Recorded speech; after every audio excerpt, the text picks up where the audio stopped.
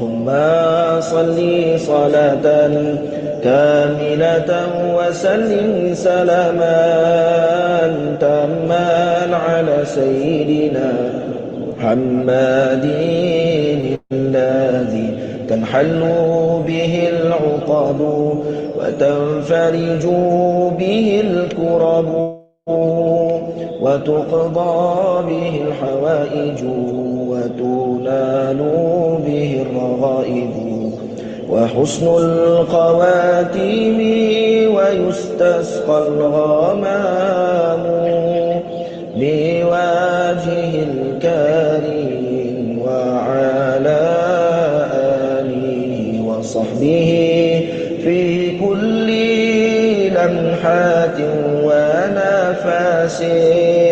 ونفس بعدد كل معلوم لك. اللهم صل صلاة كاملة وسلم سلاما تاما على سيدنا محمد الذي تنحل به العقد وتنفرج به الكرب وتقضى به الحوائج وتنال به الرغائب وحسن الخواتيم ويستسقى الغمام بوجه الكريم وعلى آله وصحبه في كل لمحات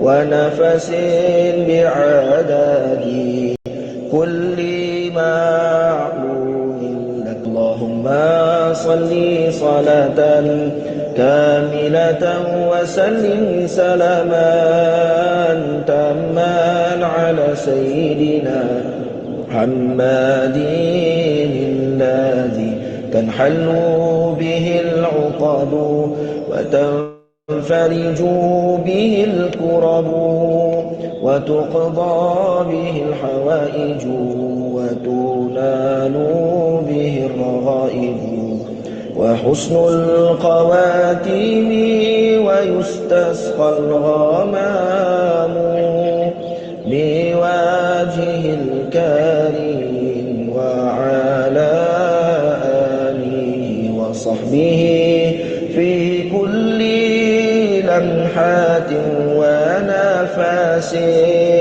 ونفس بعدد كل معلوم لك. اللهم صل صلاة كاملة وسلم سلاما تاما على سيدنا محمد الذي تنحل به العقد وتنفرج به الكرب وتقضى به الحوائج وتنال به الرغائب وحسن الخواتيم ويستسقى الغمام بوجه الكريم وعلى آله وصحبه في كل لمحات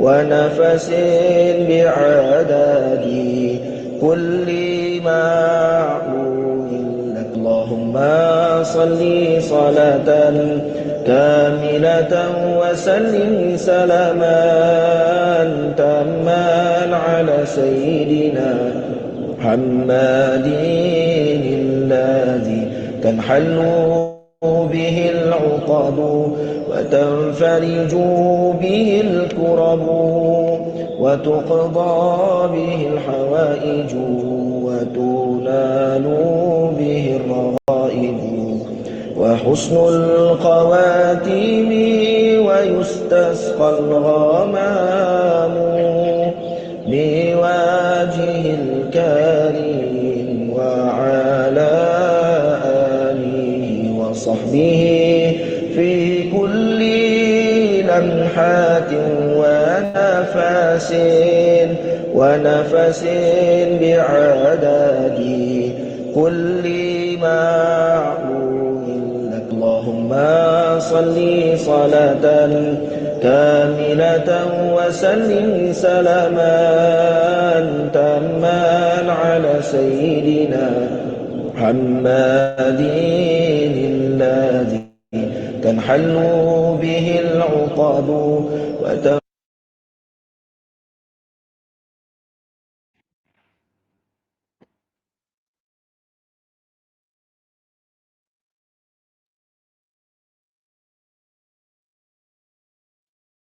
Okay, bismillahirrahmanirrahim. Assalamualaikum warahmatullahi wabarakatuh.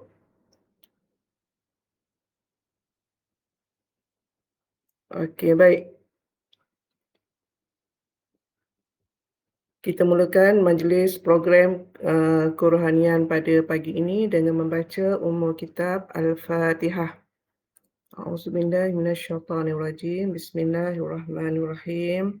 Alhamdulillahi rabbil alamin. Arrahmanirrahim. Maliki yaumiddin. Iyyaka na'budu wa iyyaka nasta'in. Ihdinas siratal mustaqim. Siratal ladzina an'amta 'alaihim ghairil maghdubi 'alaihim waladdallin. Amin. Okey, baik. Yang berusaha Tuan Pentua, Tuan Haji Nurhaimi bin Abdullah. Yang dihormati Penolong Kanan Pentadbiran, Puan Hanim binti Hashim.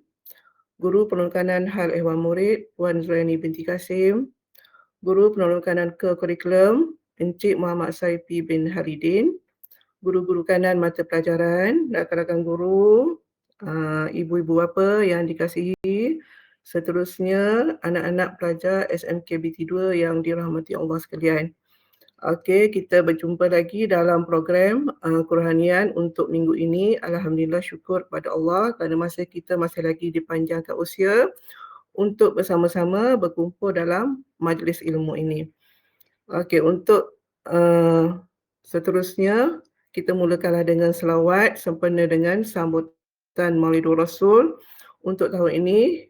Okey, anak-anak pastikan setiap hari, setiap pagi paling kurang pun 10 kali kita berselawat kepada junjungan besar Nabi Muhammad SAW. Juga setiap petang sekurang-kurangnya 10 kali. Untuk apa? Untuk kita mendapat syafaat daripada Rasulullah sallallahu alaihi wasallam. Okey, Allahumma salli ala sayidina Muhammad wa ala ali sayidina Muhammad. Allahumma salli ala sayidina Muhammad wa ala ali sayidina Muhammad. Allahumma salli ala sayidina Muhammad wa ala ali sayidina Muhammad. Okey, kita teruskan program pagi ini dengan bacaan Yasin.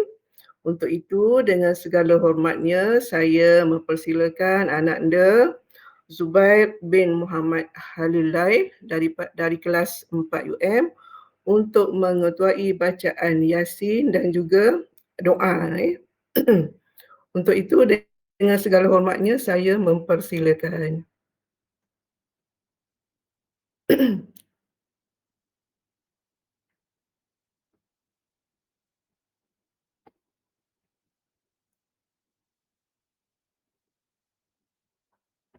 استغفر الله العظيم استغفر الله العظيم استغفر الله العظيم الذي لا إله إلا هو الحي القيوم وأتوب إليه. الفاتحة وياسين إلى أرواح والدينا ووالديكم وإلى أرواح المسلمين والمسلمات كافة عامة إلى حضرة النبي المصطفى رسول الله صلى الله عليه وسلم وآله وأصحابه الكرام. الفاتحة. أعوذ بالله من الشيطان الرجيم. بسم الله الرحمن الرحيم. الحمد لله رب العالمين الرحمن الرحيم مالك يوم الدين. إياك نعبد وإياك نستعين. اهدنا الصراط المستقيم صراط الذين أنعمت عليهم غير المغضوب عليهم ولا الضالين.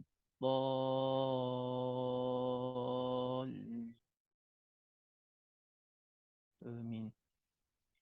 اللهم صل على سيدنا محمد وعلى آله وصحبه وسلم. اللهم صل على سيدنا محمد وعلى آله وصحبه وسلم. اللهم صل على سيدنا محمد وعلى آله وصحبه وسلم. بسم الله الرحمن الرحيم. ياسين والقرآن الحكيم. إنك لمن المرسلين على صراط مستقيم.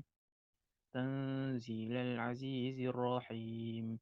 لتنذر قوما ما أنذر آباؤهم فهم غافلون. لقد حق القول على أكثرهم فهم لا يؤمنون. إنا جعلنا في أعناقهم أغلالا فهي إلى الأذقان فهم مقمحون.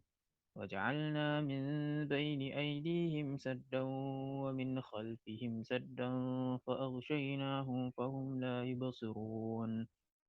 وسواء عليهم أأنذرتهم أم لم تنذرهم لا يؤمنون. إنما تنذر من اتبع الذكر وخشي الرحمن بالغيب فبشره بمغفرة وأجر كريم. إنا نحن نحيي الموتى ونكتب ما قدموا وآثارهم وكل شيء أحصيناه في إمام مبين. واضرب لهم مثلا أصحاب القرية إذ جاءها المرسلون. إذ أرسلنا إليهم اثنين فكذبوهما فعززنا بثالث فقالوا إنا إليكم مرسلون.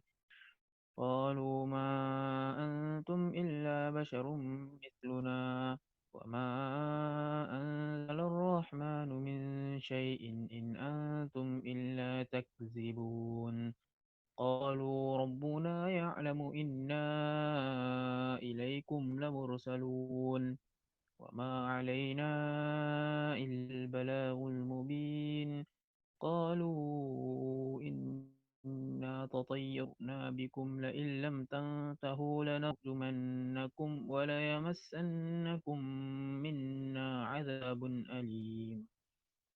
قالوا طائركم معكم أئن ذكرتم بل أنتم قوم مسرفون. وجاء من أقصى المدينة رجل يسعى قال يا قوم اتبعوا المرسلين. اتبعوا من لا يسألكم أجرا وهم مهتدون. وما لي لا أعبد الذي فطرني وإليه ترجعون.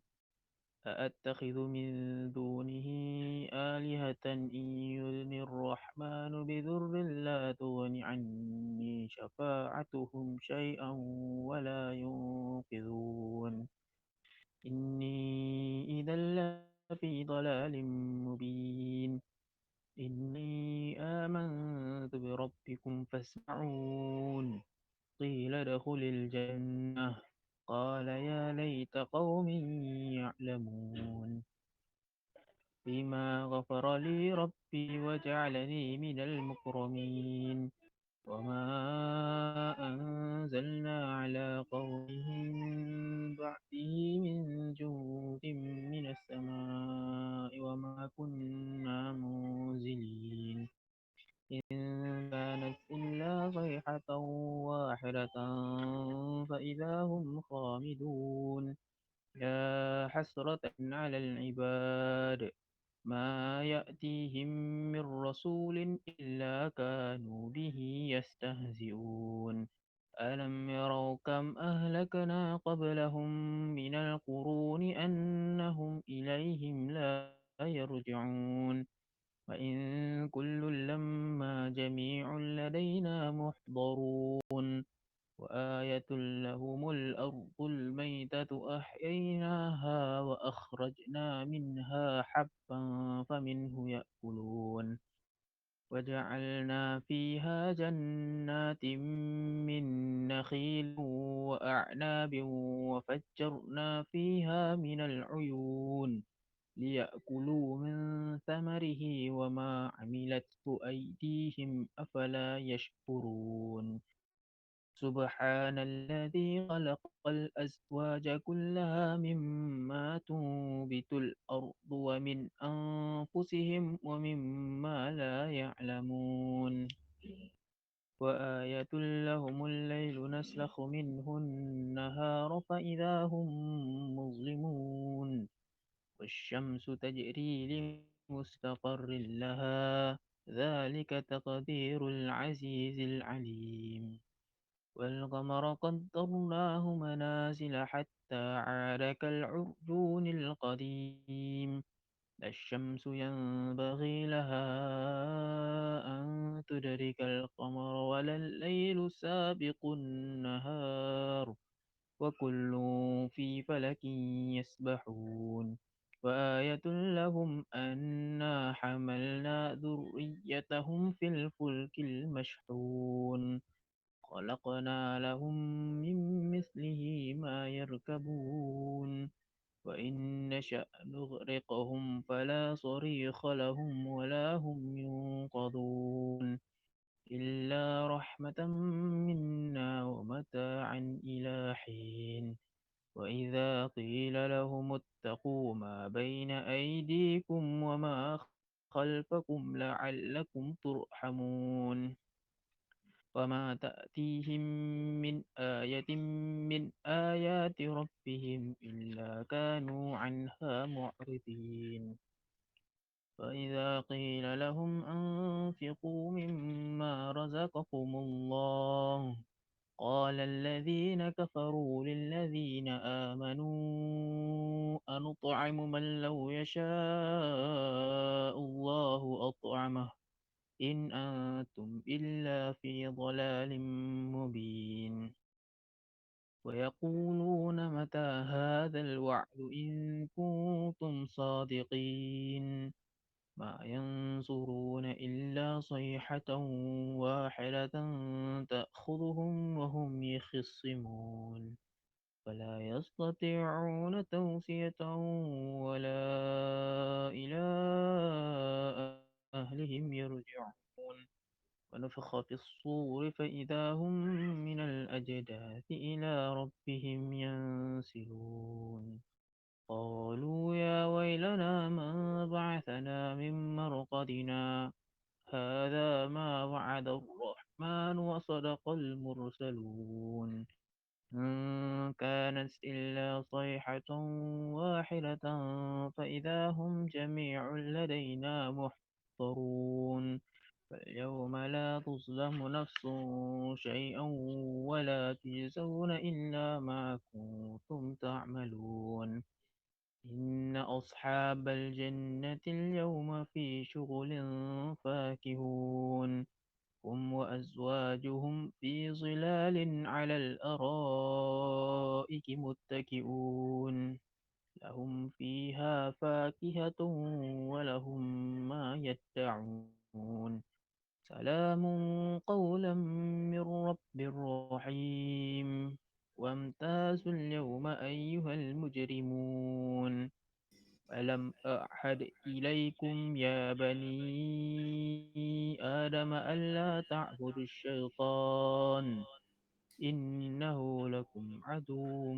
مبين وأن اعبدوني هذا صراط مستقيم ولقد أضل منكم جبلا كثيرا أفلم تكونوا تعقلون هذه جهنم التي كنتم توعدون اصلوها اليوم بما كنتم تكفرون اليوم نختم على أفواههم وتكلمنا أيديهم وتشهد أرجلهم بما كانوا يكسبون ولو نشاء لطمسنا على أعينهم فاستبقوا الصراط فأنى يبصرون ولو نشاء لمسخناهم على مكانتهم فما استطاعوا مضيا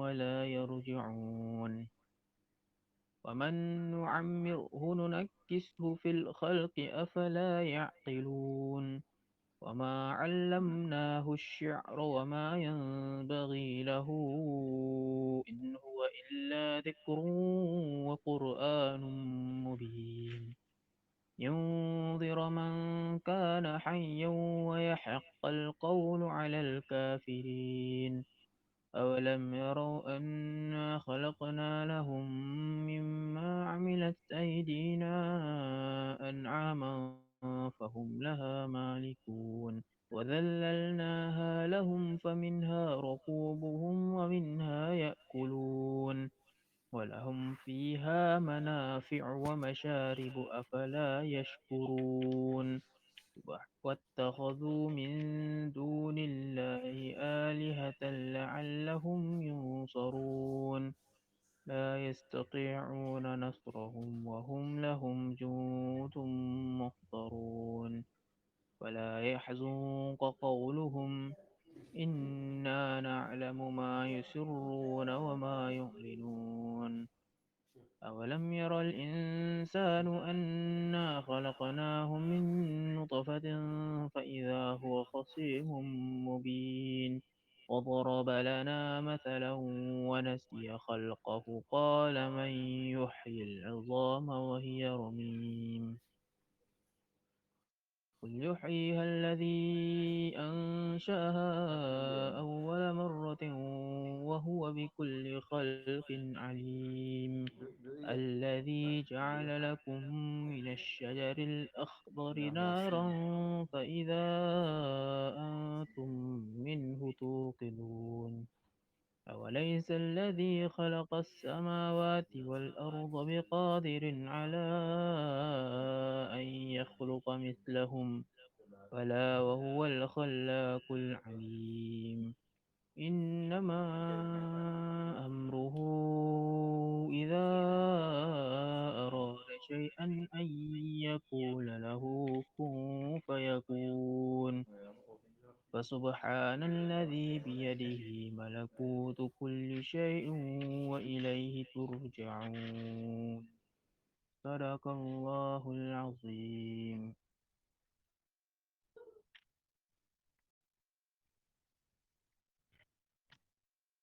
بسم الله الرحمن الرحيم الحمد لله رب العالمين حمدا يوافي نعمه ويكافئ مزيده يا ربنا لك الحمد كما ينبغي لجلال وجهك وعظيم سلطانك اللهم صل وسلم على سيدنا محمد وعلى آله وصحبه أجمعين اللهم بحق ياسين والقرآن الحكيم ومن اخترته بالرسالة والنبوة والولاية والهداية إلى صراطك المستقيم وبجميع ما جاء به منك جبريل تنزيل العزيز الرحيم وبخواص الحروف والأسماء التامات وبما أظهرت في الوجود لكل موجود من الآيات البينات وبخفي لطفك المفرج عن كل مهموم المخلص لكل مديون يا مجري البحار والعيون يا من خزائنه بين الكاف والنون وعلم بما كان قبل أن يكون ونسألك اللهم أن تسلك بنا جادة رضاك وأن تجعلنا أهلا ومحلا لسعادتك وغناك وأن تيسر لنا جميع المرادات والمطالب وأن تجعل رضاك عنا خير مصاحب لنا ورفيق وأن تتحفنا بالجلالة والمهابة وأن تمن علينا بسرعة الإجابة استجب اللهم دعاءنا وحقق فيك رجاءنا وأدخلنا في حزر لطفك المصون بسر قولك إنما أمره إذا أراد شيئا أن يقول له كن فيكون فسبحان الذي بيده ملكوت كل شيء وإليه ترجعون سبحان المنفس عن كل مهموم سبحان المنفس عن كل مغموم سبحان المنفس عن كل مديون سبحان من أمره إذا أراد شيئا أن يقول له كن فيكون يا مفرج الهموم يا مفرج فرج يا مفرج فرج فرج عنا همومنا يا حي يا قيوم يا ذا الجلال والإكرام وصلى الله على سيدنا محمد وعلى آله وصحبه وسلم والحمد لله رب العالمين تقبل الله منا ومنكم.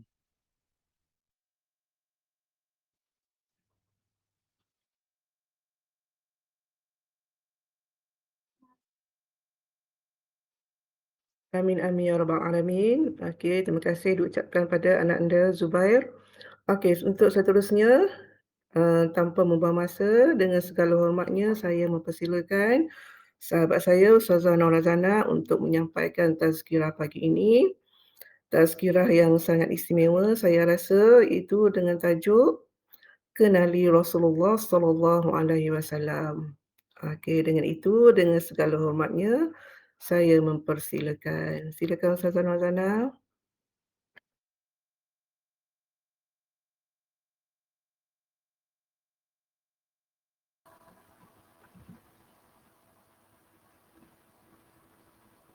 Assalamualaikum warahmatullahi wabarakatuh.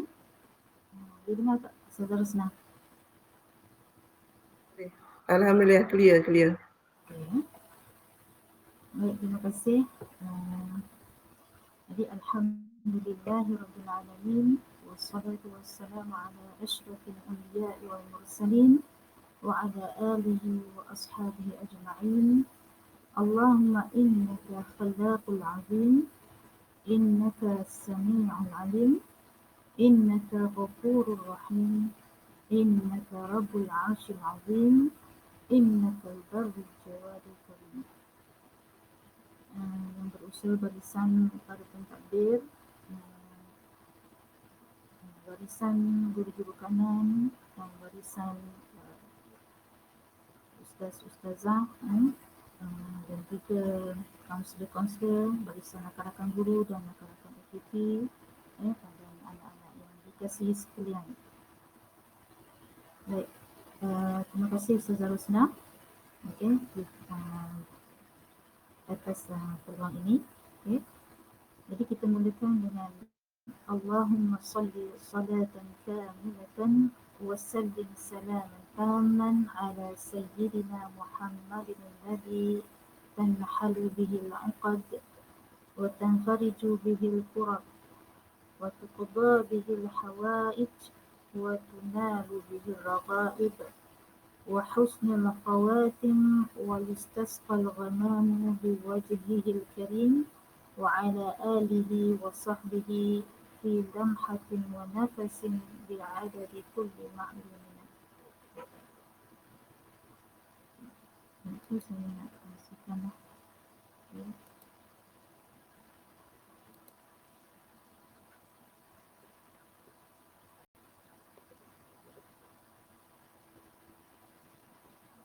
Okey, alhamdulillah, bersempena dengan bulan kelahiran Nabi sallallahu alaihi wasallam yang sama-sama kita telah sambut baru-baru ini, iaitu pada 12 Rabiul Awal tahun 1443 Hijrah yang bersamaan dengan 19 Oktober 2021 Masehi.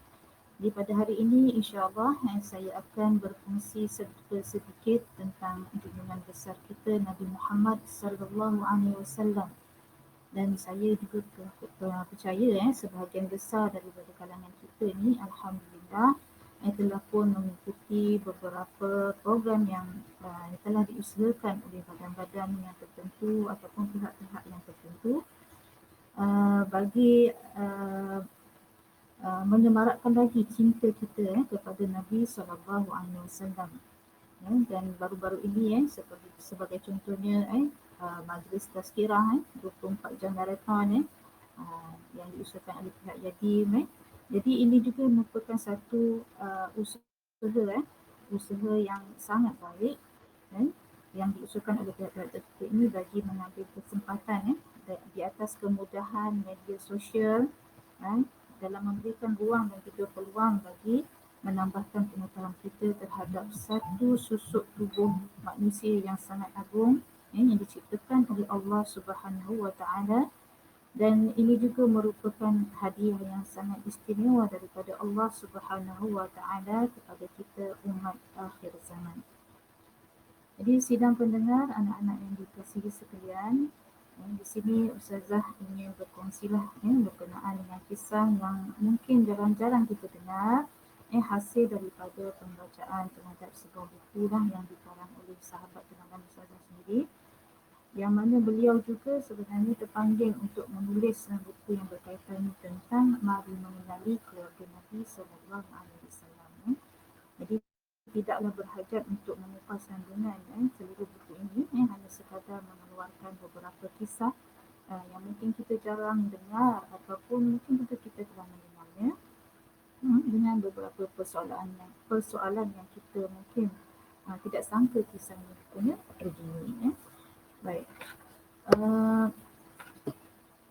Yang pertamanya adalah berkenaan tentang silsilah keturunan Rasulullah Sallallahu Alaihi Wasallam. Okey, sebelum itu Ustazah ingin bertanya anak-anak tentang silsilah Nabi Sallallahu Alaihi Wasallam. Jadi sejauh manakah kita mampu untuk menyebut silsilah Nabi Sallallahu Alaihi Wasallam dengan betul? Adakah hanya sekadar Muhammad bin Abdullah sahaja, ataupun Muhammad bin Abdullah bin Abdul Muttalib? Itu pun kadang-kadang kadang-kadang tertukar antara Abdul Muttalib dan juga Abu Talib. Sedangkan Abu Talib dan Abdul Muttalib ini merupakan dua insan yang berbeza. Jadi sekiranya kedua-dua insan ini pun kita masih belum boleh nak bezakan, jadi bagaimanakah kita boleh mengaku bahawa kita ini telah betul-betul mengenali junjungan kita Nabi Sallallahu Alaihi Wasallam.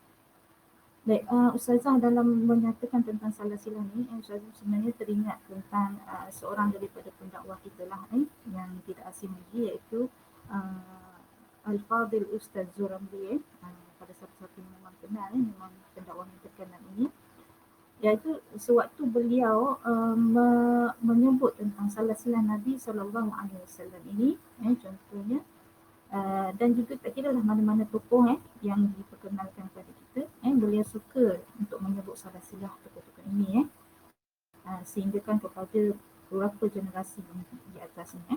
Jadi ini menunjukkan bahawa beliau benar-benar ingin mengenali tokoh-tokoh yang disebutkan itu, terutamanya Nabi Sallallahu Alaihi Wasallam. Jadi di sini berkenaan tentang silsilah keturunan Nabi Sallallahu Alaihi Wasallam, sehingga kepada datuknya yang ke-21 yang telah dipersetujui oleh sejarawan, Muhammad adalah Muhammad bin Abdullah bin Abdul Muttalib bin Hashim bin Abdul Manaf bin Qusay bin Kilab bin Murrah bin Ka'ab bin Lu'ay bin Ghalib bin Fihr bin Malik bin Nabar bin Kinanah bin Khuzaimah bin Mudrikah bin Ilyas bin Mudar bin Nizar bin Ma'ad bin Adnan. Agak-agak mampu tak kita nak menghafal silsilah Nabi, nenek moyang Nabi ni, sehingga kepada keturunan yang ke-21. Itu baru yang ke-21, belum sampai kepada Nabi Allah Ibrahim, belum sampai kepada Nabi Adam alaihissalam. Jadi kalau kita mampu untuk menghafal, hafallah. Tapi sekiranya kita tidak mampu untuk menghafalnya, janganlah sampai kepada Datuk Nabi, yang Datuk Nabi pun kita dah terkeliru. Jadi tak boleh nak sebut siapakah dia, nama Datuk Nabi Nabi Sallallahu Alaihi Wasallam. Okey, jadi menerusi slide yang Ustazah kongsikan ini, saya tak pasti boleh nampak jelas atau tidak. Kemudian saya kena kecilkan begini, sebabnya kalau kita buat secara full screen tu nanti dia tak bergerak. Okay, saya harap boleh nampak dah ni. Kalau tak nampak pun buat nampak juga lah. Okey, jadi persoalan berkenaan dengan siapakah nama sebenar Datuk Nabi SAW.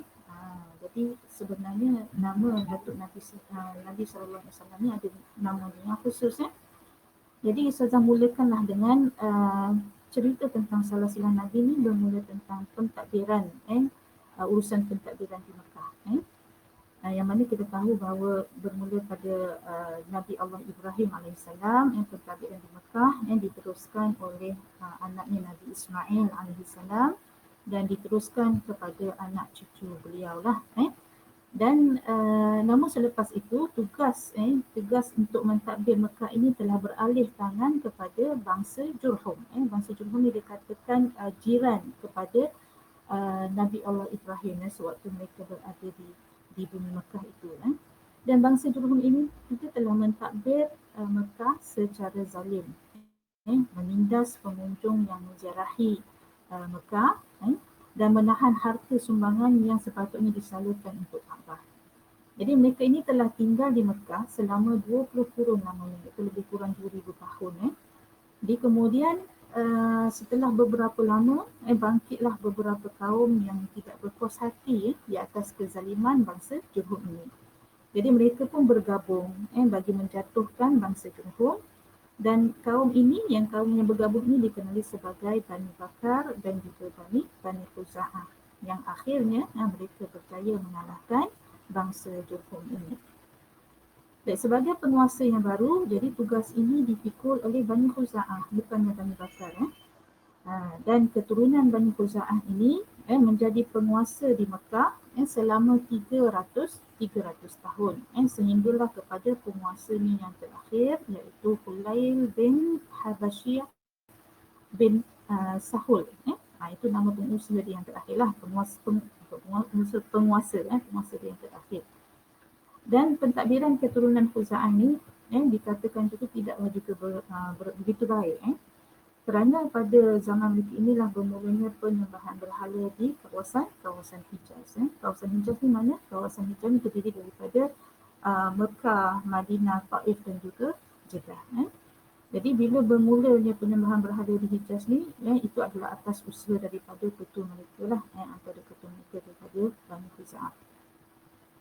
Jadi dalam keturunan moyang Nabi ini bermula dengan Qusay bin Kilab, sebagaimana dalam saya punya PowerPoint ini, Qusay bin Kilab. Yang mana Qusay bin Kilab ini telah berkahwin dengan anak perempuan kepada penguasa yang terakhir itu tadi, iaitu Hulail bin Habasyiyah bin Sahul yang bernama Hubba. Jadi selepas Hulail ini meninggal dunia, jadi Qusay ini dilihat adalah orang yang paling layak untuk mentadbir Mekah. Jadi tugas mentadbir Mekah tu biasanya pada ketika itu ialah tugas utama ialah menjaga kunci Kaabah yang dikenali sebagai Al-Hijabah. Kemudian menguruskan menjaga minuman bagi pengunjung di Mekah, As-Siqayah. Saya percaya ada yang pernah dengar perkataan As-Siqayah ini. Kemudian memberi makan kepada pengunjung, iaitu Ar-Rifadah. Memegang panji perang, iaitu Al-Liwa', mengetuai mesyuarat yang dinamakan An-Nadwah. Jadi apabila Qusay ini diberikan mandat untuk mentadbir, menguasai pentadbiran di Mekah ini, maka pada ketika itu bangsa Quraisy secara mutlaknya telah menguasai ataupun mengambil alih pemerintahan ataupun pentadbiran di Mekah. Jadi Qusay ini pula dikurniakan dengan 3 orang anak. Qusay ini mempunyai 3 orang anak yang iaitu Abu Dar, Abdul Manaf dan juga Abdul Uzza. Jadi Qusay telah memberikan tanggungjawab seterusnya kepada anaknya yang sulung iaitu Abdul Dar. Jadi walaupun Abu Dar ini dan anak-anak beliau ini memegang kuasa pentadbiran di Mekah, namun anak-anak Abdul Manaf lebih mendapat tempat di hati penduduk di Mekah. Jadi mereka pun berusahalah untuk mengambil alih tanggungjawab menguruskan Mekah. Jadi pada awalnya hampir berlaku peperangan saudara antara keluarga Abdul Manaf dan juga keluarga Abu Dar. Tetapi kemudiannya mereka bersetuju untuk berdamai. dan mereka bersetuju untuk membahagikan tanggungjawab menguruskan Mekah itu kepada dua bahagian, iaitu bahagian yang pertama, Abdul Manaf diberikan tanggungjawab menjaga bahagian as-siqayah dan ar-rifadah, iaitu memberi minuman kepada dan juga makan kepada pengunjung yang berada di Mekah, manakala Abdul Dar, keluarga Abdul Dar ini mengambil tanggungjawab yang berbaki itulah, iaitu al-hijabah, al-liwa dan juga an-nadwah, dan tanggungjawab ini berterusan sehingga kedatangan Islam. Okey, kemudian Abdul Manaf ini, sebagaimana dalam carta ini, Abdul Manaf ini mempunyai 4 orang anak, iaitu Abdul Syam, Hashim, Al-Muttalib dan juga Naufal. Okey, jadi anak-anak Abdul Manaf ini banyak menguasai bidang perniagaan. Jadi sumber pendapatan mereka ialah berniaga. Sebab tu kita nampak Nabi ini mempunyai kelebihan dalam berniaga kerana dimulakan dengan moyang dia sekali, iaitu anak-anak kepada Abdul Manaf ini. Jadi apabila tanggungjawab as-siqayah dan ar-rifadah itu diberikan kepada Abdul Manaf, maka berlakulah pengundian sama ada siapa yang hendak mengendalikan pentadbiran berkenaan dengan as-siqayah dan ar-rifadah ini. Jadi antara keempat-empat orang anak ini, Hashim telah dipilih untuk menjalankan pentadbiran di Mekah berkenaan dengan urusan as-siqayah dan juga ar-rifadah ini. Kerana apa? Kerana Hashim nampaknya adalah orang yang lebih memiliki kekayaan daripada adik-beradik yang lain dan lebih berjaya lah dalam menguruskan urusan-urusan di Mekah. Jadi di bawah pentadbiran Hashim di Mekah, jadi Mekah menjadi berkembang pesat dan beliau menjadi seorang peniaga yang berjaya lah. Dan pada satu ketika semasa berdagang, Hashim ini telah singgah di Madinah, dan telah terlihat seorang gadis yang bernama Salma binti Amru. Dan apabila dia bertemu dengan gadis ini, maka dia pun berkahwin. Beliau pun berkahwin serta dikurniakan dengan seorang anak yang diberi nama Syaibah. Namun demikian, Hashim ini kemudiannya terpaksa meninggalkan isterinya Salma di Madinah, pulang ke Makkah, sehinggalah Syaibah itu membesar. Dan tidak lama selepas itu, Hashim pun meninggal dunia. Dia dikatakan beliau meninggal dunia di Gaza. Dan urusan pentadbiran Mekah itu seterusnya disandang oleh saudara lelakinya, iaitu Hashim. Yang disandang oleh saudara lelakinya itu Al-Muttalib. Hashim dah meninggal tadi kan. Jadi Al-Muttalib menggantikan tempat Hashim. Sebenarnya kisah tentang Syaibah dan juga Salma ini tidak diketahui oleh adik-beradik kepada Hashim ini. Tetapi tak lama selepas itu Al-Muttalib sendiri mendapat khabar berita tentang Syaibah dan juga Salma yang berada di Madinah. Jadi suatu hari Al-Muttalib ini teringatlah tentang anak kepada Hashim ini yang berada di Mekah dan mengambil keputusan untuk mengambil anak saudaranya ini, iaitu Syaibah tadi, untuk pulang ke Mekah. Pada mulanya Salma sudah tentulah ibu kepada anak ini, tidak membenarkan untuk Syaibah mengikuti Al-Muttalib untuk pulang ke Mekah. Tetapi apabila mendengar kata-kata daripada Al-Muttalib, beliau berkata, dia ini iaitu Syaibah ini menuju kepada kuasa bapanya dan kepada bumi Makkah. Jadi dengan kata-kata itu, maka Salma pun bersetujulah untuk melepaskan anaknya iaitu Syaibah dan mengikuti bapa saudaranya iaitu Al-Muttalib kembali ke Mekah. Jadi dalam perjalanan Al-Muttalib itu ke Mekah, jadi Al-Muttalib ini menunggang unta bersama dengan Syaibah. Syaibah ini berada di belakang Al-Muttalib. Jadi apabila mereka sampai di bumi Mekah, pada ketika itu, puak-puak Quraisy ini, orang-orang Quraisy ini berteriak menyatakan bahawa Al-Muttalib telah kembali ke Mekah dan bersamanya ada seorang hamba yang telah dibelinya. Jadi mereka menyangka bahawa budak yang dibawa balik oleh Al-Muttalib itu merupakan seorang hamba yang dibeli oleh Al-Muttalib. Sebab itulah mereka memanggil budak ini iaitu Syaibah ini dengan panggilan Abdul Muttalib yang membawa maksud hamba kepada Muttalib. Dan gelaran ini juga kekal gelaran yang disangka bahawa Syaibah ini merupakan hamba kepada Muttalib ini tu kekal sehingga kan nama sebenarnya iaitu Syaibah itu semakin dilupakan semakin dilupakan. Okey. Baik, itulah dia berkenaan tentang nama sebenar Datuk Nabi SAW iaitu Syaibah atau lebih dikenali dengan nama Abdul Muttalib. Okay.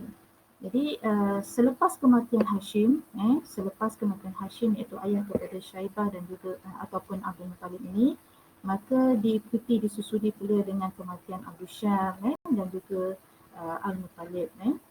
Jadi tugas menjaga makan dan minum kepada pengunjung di Makkah ini telah diambil alih oleh Abdul Muttalib dan beliau juga amat disayangi oleh kaumnya.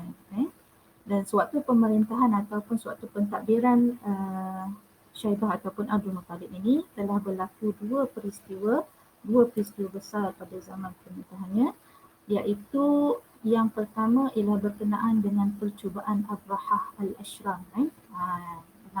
Nama Abrahah ini memang terkenal waktu yang berkaitan dengan satu surah yang diturunkan berkenaan dengan peristiwa ini iaitu surah Al-Fil. Itu siapakah dia Abrahah Al-Ashram ini, iaitu Gubernur Raja Habsyah di Yaman bersama dengan tentera-tentera bergajahnya yang mahu merobohkan Kaabah dengan bantuan Allah Subhanahu Wa Taala. Allah mengutuskan burung-burung ababil yang membawa batu-batu sijil yang memusnahkan mereka lah. Kemudian diikuti dengan perkara yang kedua iaitu penemuan semula perigi Zamzam selepas ditimbus oleh bangsa Jurhum yang kita ceritakan di awal kisah tadi sebelum pemerintahan mereka itu dijatuhkan. Jadi cerita berkenaan dengan penemuan semula perigi Zamzam ini pun juga agak menarik yang mana ia berkaitan dengan pintu Kaabah dan sebagainya. Jadi sekiranya kita berpeluang untuk mencari cerita ini, jadi kita bacalah berkenaan dengan kisah nanti. Memang sangat menarik. Okey, kemudian persoalan yang seterusnya adalah berkenaan dengan siapakah dia nenek Nabi SAW. Biasanya kita biasa menyebut tentang Datuk Nabi SAW, tapi kita terlupa siapakah dia nenek kepada Nabi SAW, terutamanya di sebelah bapanya. Okey, ini pun tak berapa nampak kan, sekecil kan. Okey, tak apalah.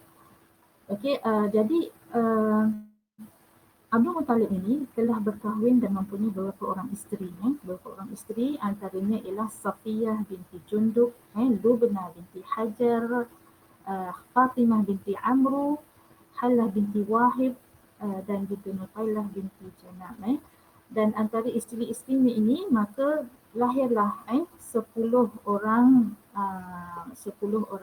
anak lelaki dan dikatakan 6 orang anak perempuan. Jadi daripada jadual ini kita nampak bahawa bapa kepada Nabi SAW adalah hasil daripada perkongsian hidup antara Abdul Muttalib dengan Fatimah binti Amru. Jadi terjawablah siapakah nama nenek Nabi Muhammad SAW, iaitu Fatimah binti Amru, yang mana yang kat sini juga kita nampak bahawa orang-orang yang kita kenali juga iaitu Abu Talib bin Abdul Muttalib, bapa kepada Sayyidina Ali, kemudian Az-Zubair bin Abdul Muttalib, Abdul Ka'bah bin Abdul Muttalib, Atikah binti Abdul Muttalib, Ummu Hakim ataupun dikenali sebagai Al-Bayda binti Abdul Muttalib, Barrah binti Abdul Muttalib dan Umaymah binti Abdul Muttalib. Itu hasil daripada Fatimah binti Amru. Okey. Selain daripada itu kita juga nampak di sini ada Hamzah bin Abdul Muttalib. Hamzah Abdul Muttalib ini merupakan bapa saudara kepada Nabi SAW yang sangat berjasa kepada Islam dan merupakan bapa saudara yang sangat disayangi oleh Nabi juga dan walaupun umurnya lebih kurang sama je dengan Nabi SAW, yang mana Saidina Hamzah ini juga sewaktu kematiannya sangat menyayat hati Nabi sehingga Nabi terlalu sedih dengan kematian Hamzah ini. Nah, inilah dia orangnya. Kemudian kita nampak di sini juga ada Al-Abbas, Abbas bin Abdul Muttalib, dan juga Abu Lahab. Kita ingat bahawa Abu Lahab itu juga merupakan bapa saudara kepada Nabi sallallahu alaihi wasallam. Okey. Nabi sallallahu alaihi wasallam. Baik. Seterusnya berkenaan dengan Abdullah, iaitu bapa kepada Nabi sallallahu alaihi wasallam. Nabi Abdullah ini merupakan salah seorang daripada anak kepada Abdul Muttalib, iaitu seorang pemuda yang menjadi igawan yang gagah berani serta kacak sehingga ramai wanita pada zaman itu yang ingin berkahwin dengannya.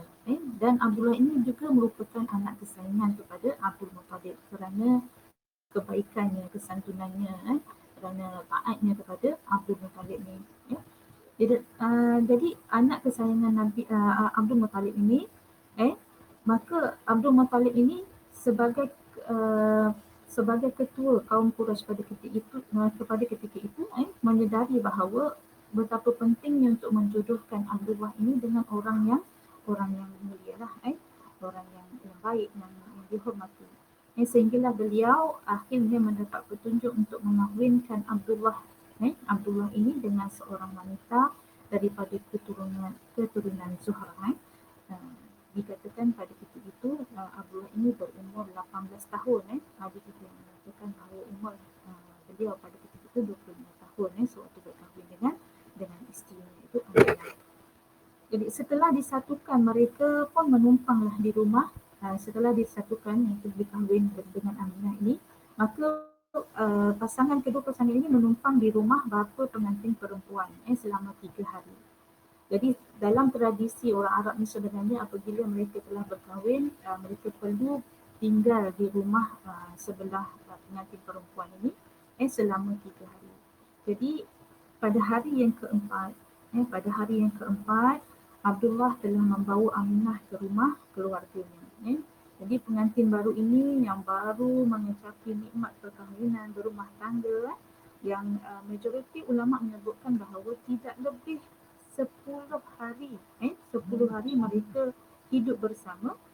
Jadi Abdullah pun perlu meninggalkan Aminah bagi menguruskan perniagaannya di Syam. Tanpa disedari, Aminah pada ketika itu sedang mengandungkan seorang insan yang agung, insan yang sangat mulia di atas muka bumi ini.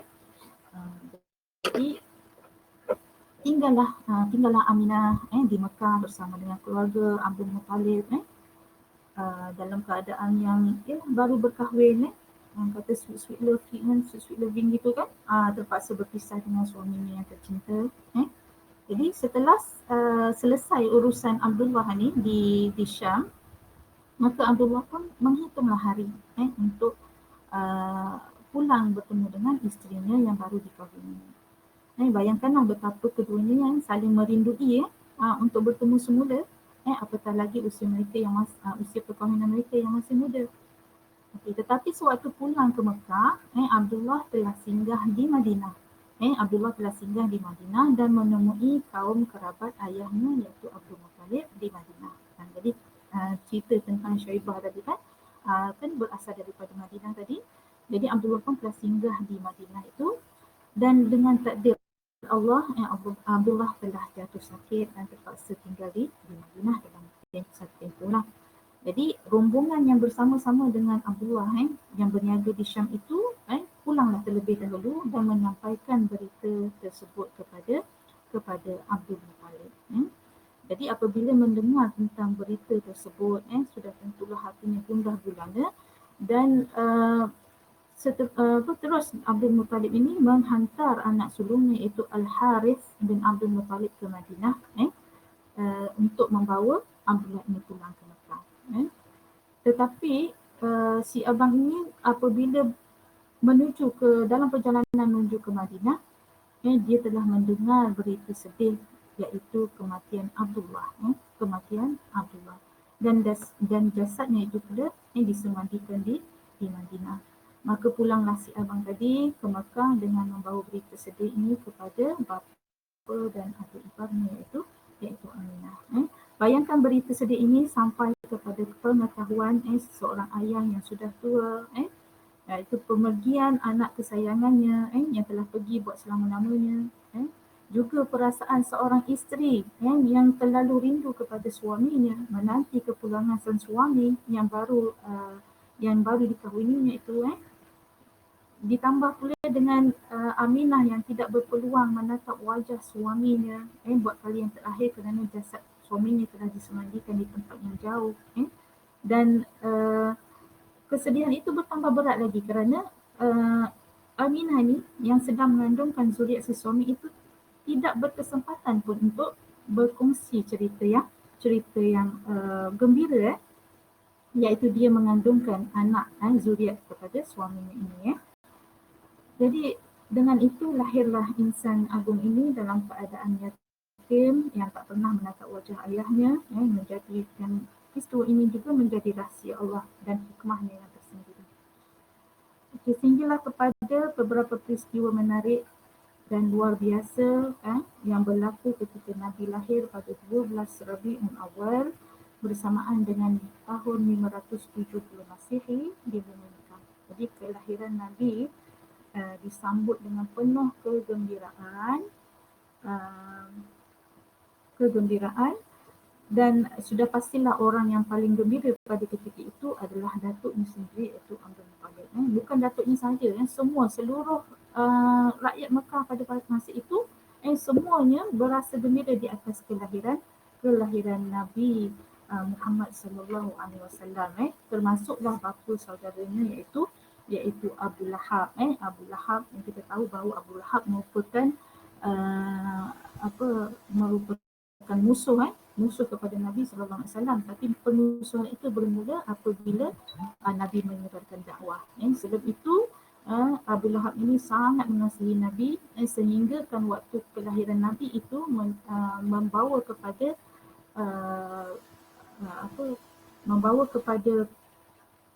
pelepasan ataupun Abu Lahab ni sehingga dia melepaskan salah seorang daripada membebaskan salah seorang daripada hamba-Nya iaitu Suwaibah. Suwaibah ni siapa? Nanti kita tengok selepas ini. Okey, yang seterusnya berkenaan dengan kelahiran Nabi itu banyak kisah yang kita telah ketahui berkenaan dengan kelahiran Nabi ini. Jadi perkara yang seterusnya yang ingin saya sampaikan kerana masa pun tidak mengizinkan, jadi tentang ibu susu Nabi sallallahu alaihi wasallam. Ibu susu Nabi sallallahu alaihi wasallam. Jadi sejarah telah melakarkan hanya tiga orang sahaja yang telah mendapat penghormatan sebagai ibu susu kepada Nabi sallallahu alaihi wasallam, iaitu Aminah, iaitu ibunya sendiri, dan yang kedua ialah Suwaibah, iaitu hamba perempuan kepada Abu Lahab tadi, dan yang ketiga iaitu Halimatun Sa'diyah. Jadi kisah tentang Halimatun Sa'diyah ni sangat terjelas untuk kita mengetahuinya dan patutlah kita mengetahuinya. Dan Halimah ini merupakan satu keturunan yang mana mencari upah untuk menyusukan anak-anak yang baru lahir, sehinggalah beliau bertemu dengan Nabi SAW yang pada mulanya dia teragak-agak untuk mengambil Nabi sebagai anak susuannya, tetapi akhirnya ambil juga sebab dah tak ada orang lain lagi kerana bimbang beliau tidak mendapat upah daripada keluarga Nabi SAW, sehinggalah membawa kepada pemeliharaan terhadap Nabi SAW ini selama 4 tahun. Begitulah kisahnya tentang Halimatul Sa'diyah, iaitu ibu susu kepada Nabi SAW. Jadi itulah dia ibu susu kepada Nabi Muhammad SAW, Aminah binti Wahab, Suwaibah dan juga Halimah. dan oleh kerana masa pun tidak mengizinkan kita, saya teruslah kepada saat-saat tidur yang terakhirnya lah. Jadi saya berharap, kita berharaplah, kita semua berharap bahawa kita dapat mendalami kisah Nabi Sallallahu Alaihi Wasallam, kerana apabila kita mengetahui kisah Nabi ini, akan bertambah cinta kita kepada Nabi Sallallahu Alaihi Wasallam dengan mengenali saat-saat baginda menghadapi situasi yang sangat detail ketika sepanjang hidupnya. Jadi saya rasa sampai itu dulu. Mungkin ini merupakan satu perkara ataupun kisah yang mungkin boleh memberikan kita semangatlah untuk mengetahui kisah-kisah Nabi Sallallahu Alaihi Wasallam terutamanya dengan lebih mendalam lagi. Dan insya-Allah moga-moga dengan usaha ini memberikan kita penambahan cinta kita kepada Nabi Sallallahu Alaihi Wasallam dan cinta kepada Allah Subhanahu Wa Taala. Jadi Ustazah akhiri setakat ini dahulu dan minta maaf di atas segala kekurangan dan juga kesilapan, dan Ustazah akhiri dengan Assalamualaikum warahmatullahi wabarakatuh. Kembali kepada Ustazah Husna.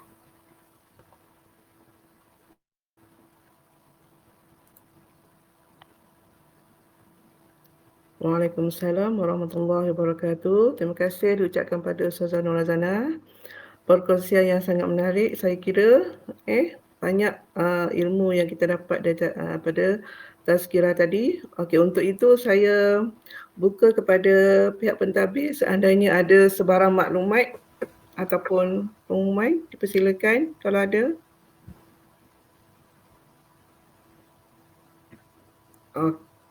Okey. Tak ada Okey, kalau tak ada apa-apa, saya sekarang dah 8.46, jadi kita tutuplah majlis kita dengan bacaan tasbih kafarah dan juga bacaan surah Al-Ars. Subhanakallahumma wa bihamdik asyhadu an la ilaha illa anta astaghfiruka wa atubu ilaik. Bismillahirrahmanirrahim. Wal 'asri innal insana lafi khusr illa alladzina amanu wa amilus solihat wa tawassaw bil haqqi wa tawassaw bis sabr. Okey, untuk itu saya sudahi dengan wabillahi taufiq wal hidayah. Wassalamualaikum warahmatullahi wabarakatuh.